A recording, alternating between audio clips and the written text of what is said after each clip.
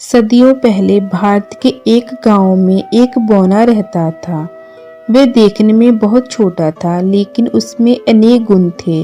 वह बुद्धिमान होने के साथ बहादुर भी था। शास्त्र विद्या में निपुण, वो बड़े बड़े तीर अंदाजों से भी टक्कर लेने की क्षमता रखता था। उसका अचूक निशाना देख लोग दंग रह जाते थे। लोग उसे प्यार से छोटू भैया कहकर पुकारा करते थे। छोटू मन ही मन बहुत कुछ करना चाहता था और काम करने की बड़ी बड़ी योजनाएं बनाया करता था। घर में उसके बूढ़े माँ बाप के अलावा कोई ना था। वह उनके लिए बोझ बन गया था। उसके माँ बाप कहा करते थे, हे भगवान, हमने ऐसा कौन सा अपराध किया है जो हमारे घर में एक बौने ने जन्म लिया। ये सोचते ही वे उदास हो जाते, फिर गहरे विचारों में खो जाते। छोटू अपने पिता की परेशानी देखकर अंदर ही अंदर तड़पता रहता, क्योंकि वह अपना अपमान समझता था। दुखी होकर सोचता था कि किसी तरह से वह अपने माता पिता के काम आ सके, नहीं तो उसका जीवन व्यर्थ है। ऐसा सोचकर उसने कुछ कर दिखाने का निश्चय किया। छोटू का एक दिली दोस्त था। वह उसके पास पहुंचा और उसे अपना दुख कह सुनाया। उसका मित्र बोला, हुई ना वही निदानी जैसी बात। अरे यार छोटू, तुम चिंता मत करो। उसकी बात सुनकर छोटू दुखी होकर बोला, तो क्या करूं भाई, तुम ही कुछ बताओ ना। अरे भाई, मेरे पास चिंता के अलावा कुछ भी तो नहीं है। मैं अपने आप को मजबूर और लाचार समझता हूँ। मैं अपने बूढ़े माँ बाप को सहारा भी नहीं दे सकता। लानत है मेरी जिंदगी पर। इससे तो अच्छा है कि मैं आत्महत्या कर लूं। नहीं मित्र, मरने से दुख कम नहीं होंगे। तुम्हारे बूढ़े माता पिता रो रो कर पागल हो जाएंगे। तुम्हारे सिवा उनका कोई और भी तो नहीं है। तो मित्र, मैं क्या करूं? ऐसा कब तक चलेगा आखिर?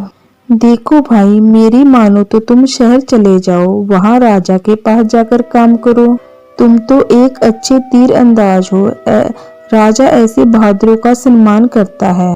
वह अवश्य तुम्हें अपनी सेना में भर्ती कर लेंगे। ये तो ठीक है, परंतु मेरे कद को भी तो देखो। मुझे सेना में कौन भर्ती करेगा? ये सब बातें मत सोचो छोटू, तुम बुद्धिमान और योग्य हो। तुम्हें अवश्य सफलता मिलेगी। तुम शीघ्र शहर चले जाओ। छोटू पर अपने मित्र की बातों का बहुत असर हुआ और उसने राजा के पास जाने का निर्णय कर लिया। दूसरे दिन उसने अपने माता पिता को अपने शहर जाने की बात बताई। उसके शहर जाने की बात सुनकर उसके बूढ़े माता पिता का दिल भर आया। वे अपने छोटे कद के बेटे को देखते रहे। आंखों में आंसू भरकर उन्होंने बेटे को गले से लगाया और आशीर्वाद दिया। छोटू ने शहर जाने का दृढ़ निश्चय कर लिया था। सुबह उठते ही उसने अपने कंधे पर तीर कमान लटकाकर शहर की ओर प्रस्थान किया। उसका मन उल्लास से भरा था, इसलिए वह तेजी से चलता हुआ एक गांव के बाद दूसरा गांव पार करता जा रहा था। गांव के कुछ शरारती बच्चे छोटे कद के आदमी को देखकर हंस रहे थे और आपस में तरह तरह की बातें कर रहे थे। छोटू बेचारा उनकी बातें सुनकर दुखी हो रहा था और सोचता जा रहा था, हे ईश्वर, मैं क्या करूं? जब सभी इंसानों को ईश्वर ने बनाया है तो लोग इस तरह मेरा मजाक क्यों उड़ाते हैं? अचानक उसके दिमाग में आया कि उसे एक बलशाली सहायक रखना चाहिए, जो उसकी बुद्धि से कार्य करे तो ठीक रहेगा। हाँ, यही अच्छा रहेगा। इसमें उसका रोब भी रहेगा। उन दोनों को देखकर डर भी जाएंगे। ऐसा विचार करते ही छोटू ने अपनी पीठ स्वयं थपथपाई और सहायक की खोज में आगे बढ़ने लगा। अगले गांव में छोटू ने देखा कि खेत में कुछ व्यक्ति काम कर रहे थे। उनमें एक व्यक्ति सबसे अधिक लंबा, मोटा और ताकतवर दिखाई दे रहा था। वह खुश हो गया कि अब उसकी समस्या सुलझ जाएगी। छोटू इन्हीं ख्यालों में डूबा हुआ उस पहलवान किस्म के व्यक्ति को लगातार घूरता जा रहा था। तभी पहलवान ने उसे आकर कहा, अरे भाई, तुम कौन हो और कहां से आए हो, और तुम मुझे ऐसे क्यों घूर रहे हो? छोटू ने खुश होकर कहा, भाई, तुम तो बहुत ताकतवर दिखाई दे रहे हो, एकदम पहलवान जैसे। तुम्हें तो कोई बहादुरी वाला काम करना चाहिए जिससे तुम्हारा नाम हो जाए। तुम राजा के जहाँ सैनिक की नौकरी कर लो। छोटू ने उससे पूछा, तुम्हारा नाम क्या है? भीमा, पहलवान बोला। तो तुम चलोगे मेरे साथ? अरे भाई, क्या करूँगा जाकर? धनुष चलाना तो दूर रहा, मुझे तो धनुष पकड़ना भी नहीं आता। मैं सेना की नौकरी क्या खाक करूँगा?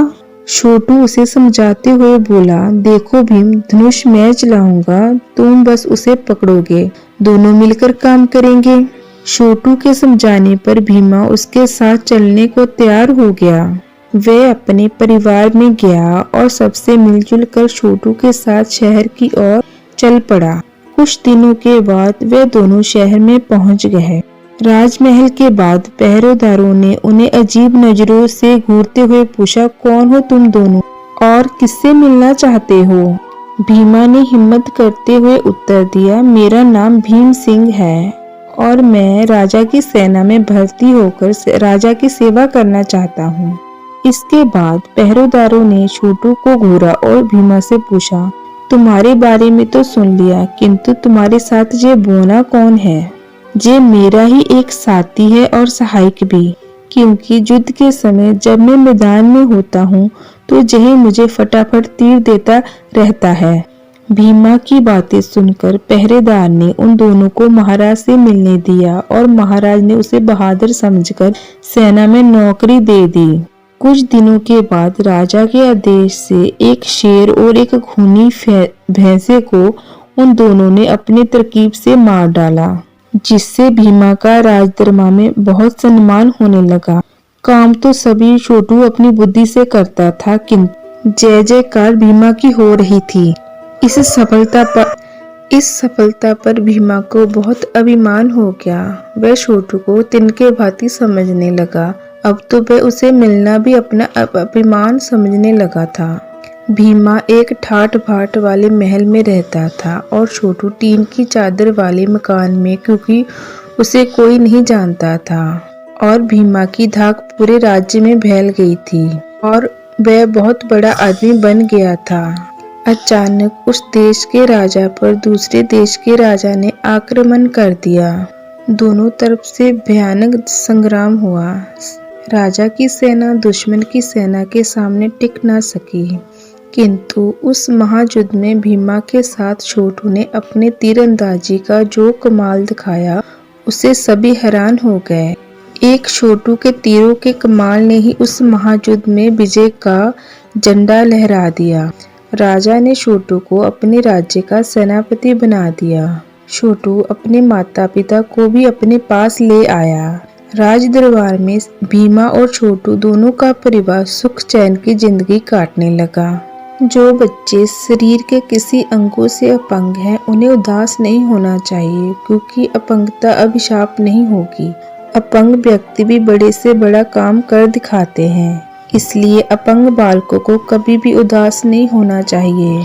उन्हें छोटू की तरह ही हिम्मत को बुलंद रखना चाहिए। सो दोस्तों, आपको मेरी ये कहानी कैसी लगी कमेंट कर बताएं। ऐसी ही और इंटरेस्टिंग स्टोरीज के लिए मेरे इस चैनल अनमोल हिंदी स्टोरी को सब्सक्राइब करें। धन्यवाद।